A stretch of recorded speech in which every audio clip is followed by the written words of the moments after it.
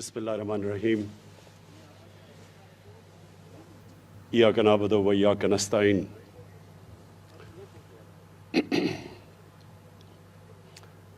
जनाब Usman Buzdar, federal ministers, provincial ministers, members of parliament, ख्वातीन व हज़रात, जब मैं पहली दफ़ा 18 साल की उम्र में बरतानिया गया तो मुझे पहली दफ़ा एक फलाई रियासत को देखने का मौका मिला। हमारा मुल्क बना था एक अजीम ख्वाब जिसका नाम पाकिस्तान था, और जिसकी ऑब्जेक्टिव रेजोल्यूशन में यह लिखा हुआ था कि पाकिस्तान ने एक इस्लामी फलाई रियासत बनना था। तो यहाँ तो नहीं नज़र आई फलाई रियासत, लेकिन जब मैं बरतानिया गया तो पहली दफ़ा मैंने एक फलाई रियासत देखी। और मुझे ख़ुद भी कई दफ़ा 2-3 दफ़ा हॉस्पिटल जाना पड़ा, इमरजेंसी में कोई चोटें लगीं, तो मैंने देखा कि इंसानियत क्या होती है। कोई भी इंसान जाता था, मैं तो बाहर का मुल्क का था, लेकिन उसको उसकी हैसियत के मुताबिक उसका इलाज होता था। अगर उसके पास पैसे नहीं तो मुफ्त इलाज होता था वह गवर्नमेंट हॉस्पिटल्स में। और मुझे वो कभी वो चीज़ नहीं भूलती कि मैं हर किस्म के लोगों को वहाँ देखता था, और डॉक्टर्स और नर्सेज कोई फ़र्क नहीं करती थी कि एक आदमी पैसे दे के इलाज करवा रहा है और दूसरा मुफ्त इलाज करवा रहा है। कोई फ़र्क नहीं था इंसानों में। मेरी जब वालदा बीमार हुई तो मैं उनको बरतानिया लेके गया, तो उनका जो डॉक्टर था उसने नेशनल हेल्थ के हॉस्पिटल में उनका इलाज कर रहा था, और उनके जो नेशनल हेल्थ के हॉस्पिटल्स थे उनमें मुफ्त इलाज होता था। मुफ्त जो कि लोग पैसे नहीं दे सकते थे। तो मैं अपनी वालदा के लिए पैसे दे के इलाज करवा रहा था, और उनके साथ वाले बिस्तर पे एक औरत थी जिसका मुफ्त इलाज हो रहा था। तो मैं मुसलसल देखा कि डॉक्टर्स और नर्सेज कोई फ़र्क नहीं करती थी उनके बीच में। तो ये याद रखें, मैं अपनी कौम को बार बार एक चीज़ समझाता हूँ कि हमारे नबी को रहमतुल आलमीन कहते थे। अल्लाह ने कुरान में उनको रहमतुल आलमीन बनाया था। सब इंसानों के लिए रहमत बन के आए थे। इसको अगर एक कदम आगे ले जाएं तो जो भी उनकी सुन्नत पे और उनके रास्ते पे चलेगा, अल्लाह की रहमत उन लोगों के ऊपर आएगी। तो मैंने तो अपनी आंखों से देखा कि वो मुल्क जो हमारे दीन वाले तो लोग नहीं वहां, लेकिन मैंने अल्लाह की बरकत देखी उधर। वहां इस तरह के हालात नहीं जो हमारे मुल्क में, क्योंकि वो मदीना के रियासत के ज्यादा करीब है हमारे से। स्कैंडिनेविया चले जाएं, वहां और ज्यादा करीब है। बरतानिया से भी बेहतर फलाई रियासत है। लेकिन आप अपनी 50 से ऊपर मुसलमान मुल्क हैं, और मुझे ज़्यादातर मौका मिला इन मुसलमान ममालिक में जाने का, और मुझे अफसोस से कहना पड़ता है कि शायद ही वहाँ कोई फलाई रियासत मैंने देखी है। तो मुझे उसके एक मोहम्मद अब्दू, बहुत बड़ा मुसलमानों का अजीम स्कॉलर था, आलिम था, तो वो आज से कोई 150-125 साल पहले जब यूरोप गया तो उसने मिस्र वापस आके कहा कि यूरोप में मुझे मुसलमान तो नहीं नजर आए, लेकिन बड़ा इस्लाम नजर आया, और मिस्र में मुसलमान तो बड़े हैं लेकिन इस्लाम बहुत कम है। तो मैं हमेशा सोचता था कि हम कैसे, पाकिस्तान में इतनी बड़ी हमारी आबादी है, हम किधर से पैसा लेके आएंगे इस मुल्क को एक फलाई रियासत बनाने के लिए। और ख़ास तौर पे जो सबसे ज़्यादा पैसा खर्च होता है वो तालीम, वो हेल्थ पे होता है। उससे तालीम और हेल्थ पे तकरीबन एक ही बराबर, लेकिन हेल्थ में और भी ज़्यादा पैसा खर्च हो जाए। यानी गवर्नमेंट के हॉस्पिटल बनाओ, वहाँ मुफ्त इलाज करो, اور ساری آبادی کو کور کرو. تو میں سوچتا تھا کدھر سے پیسہ آئے گا, کیونکہ برطانیہ کا تو جو ہیلتھ بجٹ ہے, صرف ہیلتھ کے اوپر جو سالانہ بجٹ ہے, وہ پاکستان کے 22 کروڑ کے بجٹ سے کئی گنا زیادہ ہے. تو میں سوچتا تھا کدھر سے پیسہ آئے گا. تو جب ہماری حکومت پختونخوا میں آئی, ہم نے یہ ایکسپیریمنٹ کیا, اور میں پختونخوا کی حکومت کو خاص یہ خراج تحسین پیش کرتا ہوں کہ انہوں نے پہلی دفعہ ہیلتھ کارڈ نکالا, اور بڑا ڈر کے, کیونکہ پتہ نہیں تھا کہ کیا ہوگا, کیونکہ پاکستان میں تو اس طرح کا کوئی سوچا ہی نہیں کسی نے. تو ہیلتھ کارڈ تھا صرف غریبوں کے لیے. پختونخوا میں پہلے ہیلتھ انشورنس نکالی انہوں نے. تو جب وہ کامیاب ہوئی تو ہم نے پھر یہ بڑا قدم اٹھایا, اور یہ آپ کو میں یقین دلاتا ہوں, آپ دنیا میں کہیں بھی چلے جائیں, آپ کو یونیورسل ہیلتھ کوریج, یہ جو ہیلتھ کارڈ آپ کو دے رہا ہے, یہ امیر ترین ملکوں میں نہیں ملے گی. اگر ادھر انہوں نے ہیلتھ انشورنس لینی ہوتی ہے, اس کے پیسے دینے پڑتے ہیں, پریمیم دینا پڑتا ہے. یہاں تو ہم اپنے سارے پنجاب کے اور پختونخوا, انشاءاللہ گلگت بلتستان, آزاد کشمیر جدھر ہماری گورنمنٹس ہیں, اور جو کولیشن گورنمنٹ بلوچستان میں بھی ہے, وہاں ہم سارے خاندانوں کو ہیلتھ کوریج دے رہے ہیں.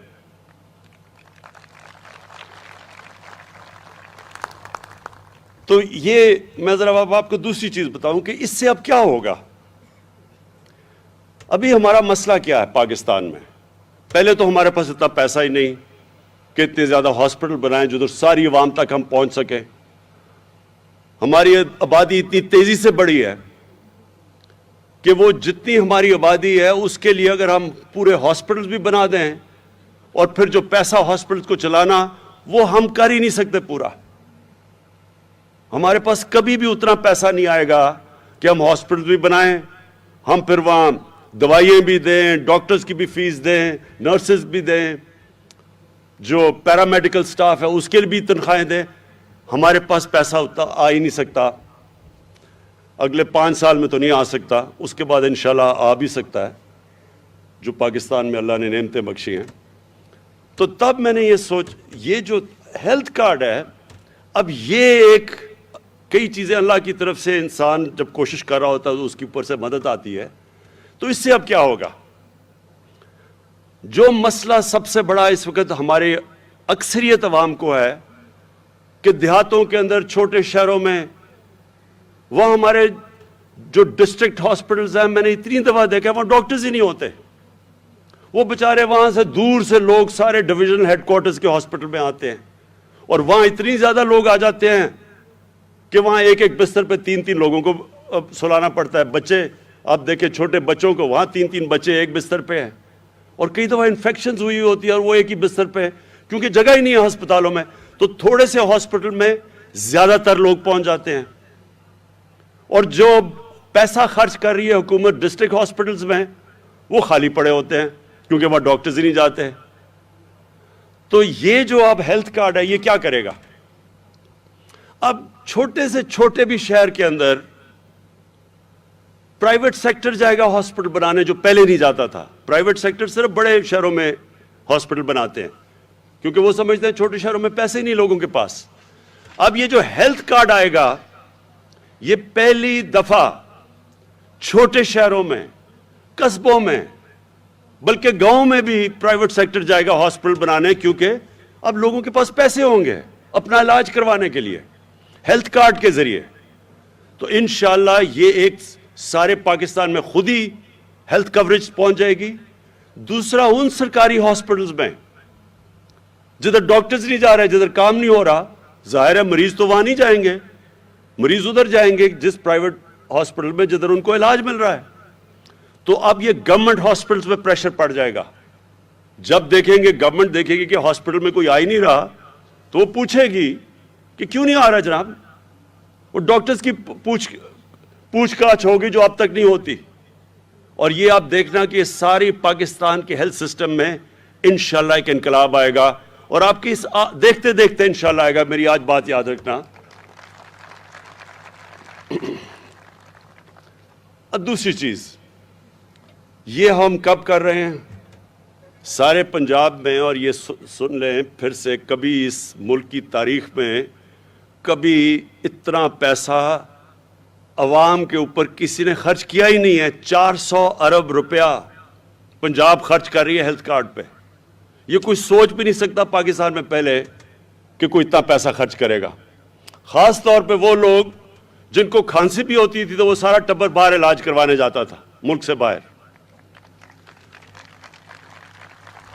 ان کو کیا پتا کہ لوگوں کے اوپر کس طرح مشکلات ہے, خاندان کے اوپر کیا گزرتی ہے, کیا گزرتی ہوگی.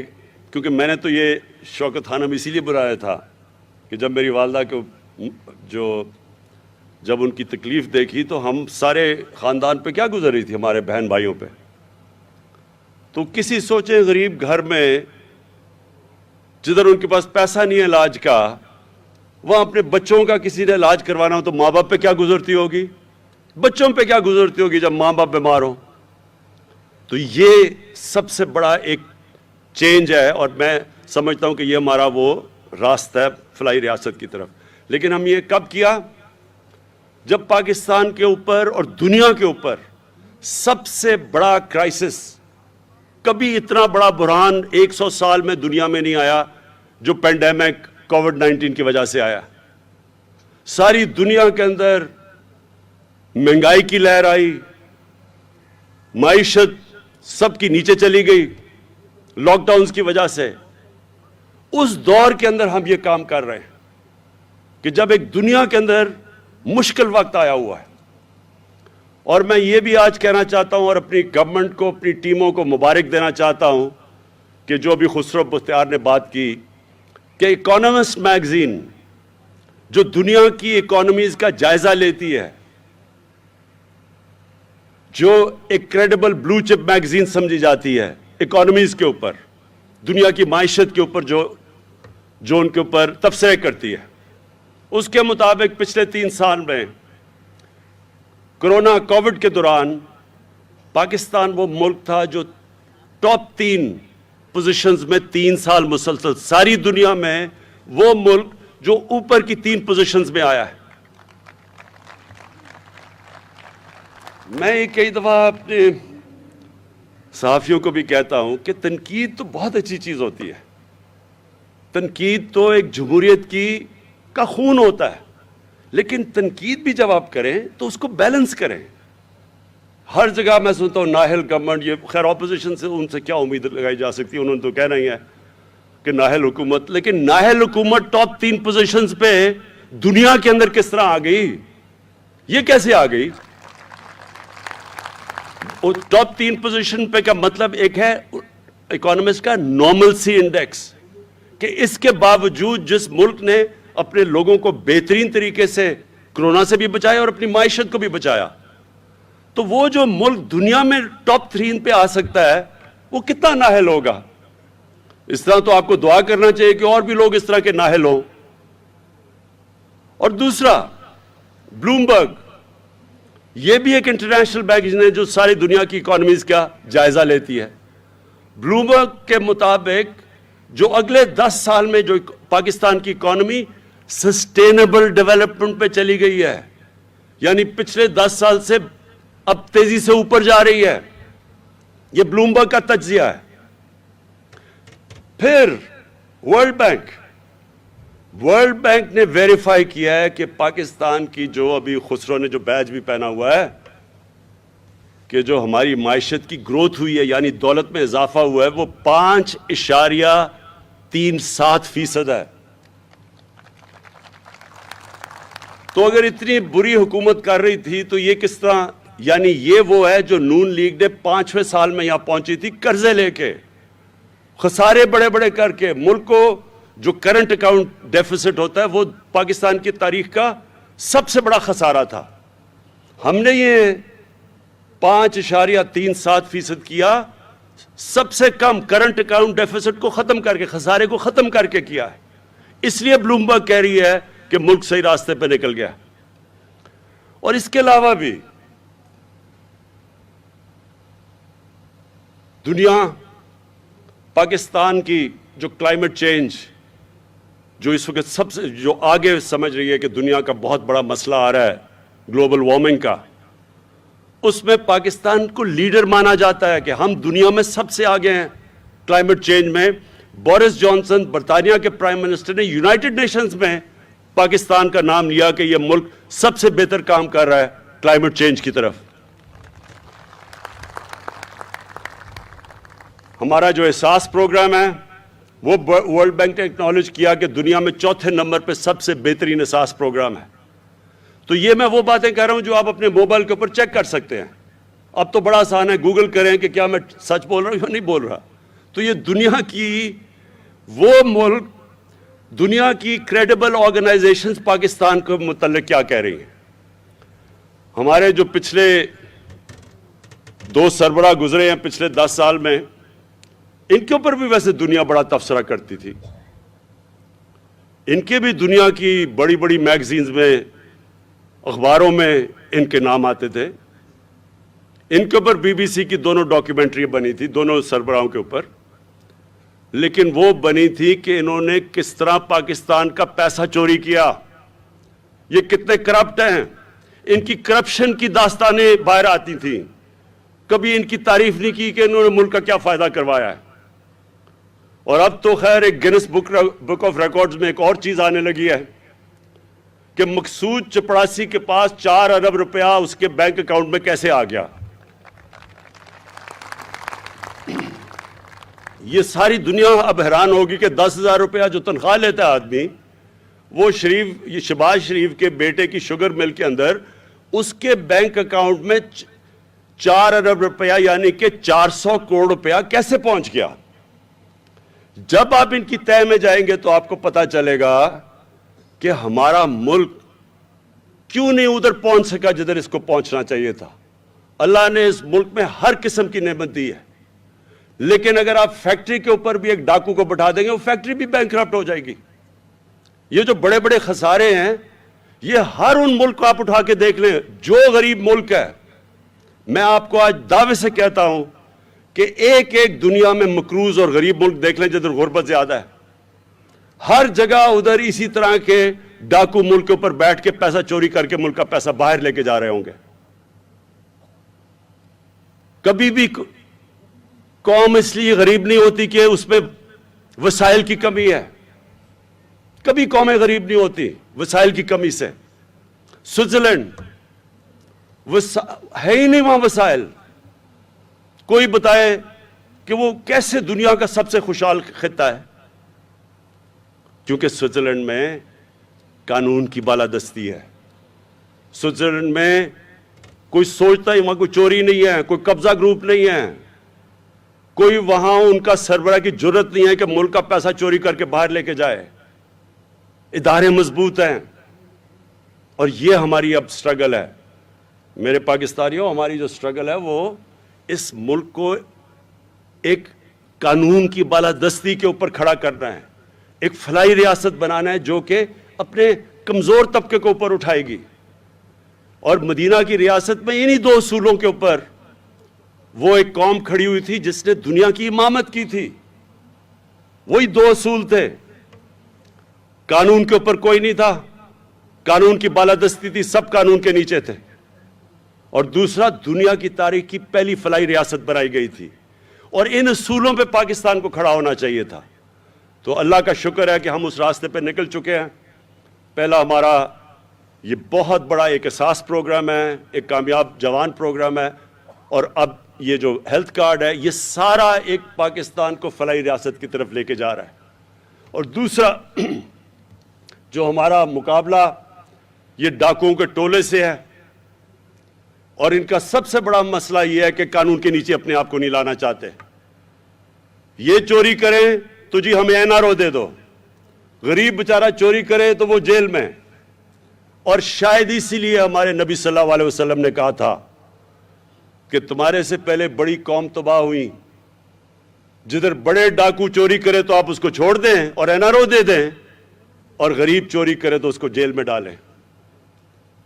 जिस तरह हजरत अली रजी अल्लाह ताला ने कहा था कि कुफर का निज़ाम चल जाएगा, लेकिन इस तरह का जुल्म और नाइंसाफी का निज़ाम जिधर अमीर याशी करे चोरी करके और दूसरा बेचारा सिर्फ गरीब जेलों में जाए, वो निज़ाम नहीं चल सकता। और आज अगर आपने देखना है کیونکہ مجھے موقع ملا ہے اس اپنی عمر میں ساری دنیا تقریباً پھرا ہوں، ہر غریب ملک کے اندر یہی ہمارے نبی صلی اللہ علیہ وسلم کا جو حدیث ہے وہ ہر غریب ملک میں یہ قابو آتی ہے۔ تباہی کا راز ہی یہ ہے کہ طاقتور ڈاکو جو مرضی کرے اور کمزور کو آپ جیلوں میں ڈال دیں۔ یہ ہے ہماری اصل سٹرگل، یہ ہے جدوجہد، اور اس پہ میں آپ سب کو کہہ دوں کہ پوری قوم مل کے لڑتی ہے اس سے۔ جب تک قوم نہیں مل کے لڑتی قانون کی بالادستی نہیں قائم ہوتی۔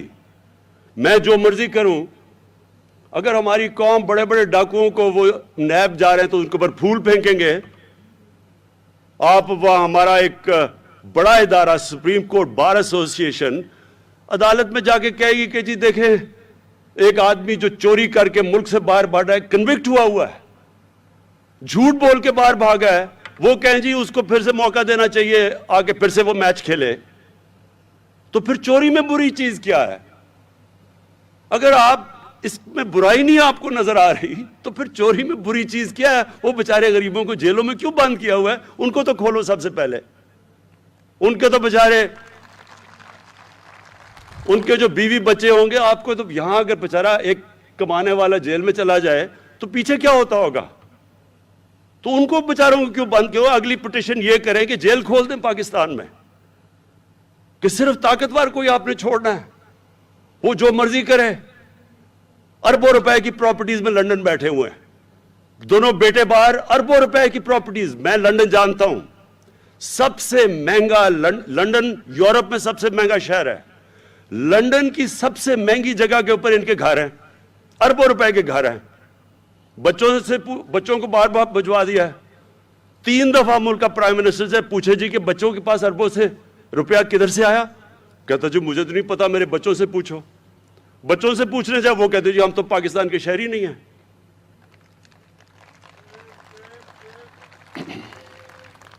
تو میرے باولپور کے شہریوں، میں آج بڑی مجھے خوشی سے آپ کے سامنے یہ ہیلتھ کارڈ لے کے آیا ہوں، اور میں یہ بھی آپ کو بتا دوں کہ انشاءاللہ جو ساؤتھ پنجاب کا ہم نے آپ سے وعدہ کیا تھا، یہ پہلی ہماری، باقیوں نے بھی آپ سے وعدہ کیا ہے، لیکن انشاءاللہ یہ حکومت وہ آپ کا وعدہ پورا کرے گی، اور وہ اس لیے کرے گی کہ میرا ایمان ہے کہ ساؤتھ پنجاب کے لوگوں سے ناانصافی ہوئی ہے، ان کو شیئر نہیں ملا، ان کا نہ نوکریوں میں شیئر ملا، نہ جو ان کا حق تھا کہ جو ان کے آبادی کے تحت جو ان کو شیئر ملنا چاہیے تھا بجٹ میں، نہ وہ ملا۔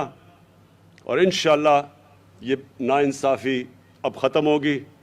ہم نے ابھی بھی چینجز کر دیے ہیں، جو ابھی بھی پیسہ آ رہا ہے اب ساؤتھ پنجاب پہ خرچ ہو رہا ہے وہ کبھی پہلے نہیں ہوا، اور انشاءاللہ یہ جو میں اگلی باری آپ سے جب ملاقات ہوگی، میں ساؤتھ پنجاب کا جو سیکریٹریٹ ہے اس کی اوپننگ کے لیے آؤں گا۔ شکریہ۔